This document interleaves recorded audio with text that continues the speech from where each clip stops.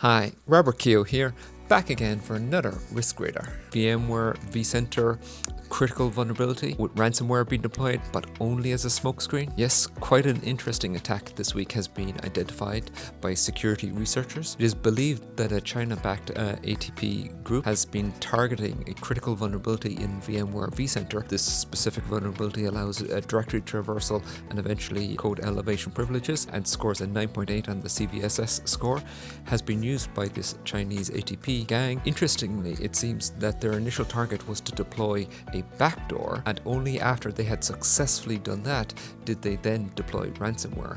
Quite unusual, as normally ransomware gangs would focus on deploying ransomware and not installing backdoors. So perhaps the target was not ransomware and encryption and extortion, but instead data collection. LiteLLM supply chain attack. If another example was needed of the dangers posed by SaaS applications and not having good monitoring for your SaaS applications, here is yet another example where the threat actor called TeamPCP poisoned a Trivy dependency.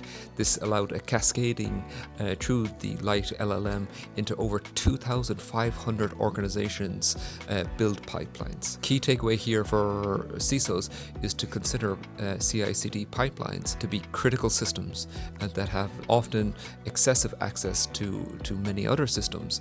Ensure that specifically here that any LiteLLM and Trivy instances have been updated to the latest version. Rotate any pipeline secrets that are currently in place if you have those tools deployed, and pin versions as well in all of your dependencies. And lastly, just wanted to give a quick update to all, in particular IT and especially Azure administrators. There is an ongoing attack targeting in particular Azure and Entra ID and Active Directory, where the ransomware group or ransom gang known as the Hatman have been targeting Azure Active Directory using stolen credentials. They are then exfiltrating all data about the users in the organization. So while the specific data is typically usernames, addresses, email addresses, physical addresses, and so forth to your typical Entra ID information, this information could of course be used in further phishing campaigns to create even more believable emails where people could say, hey,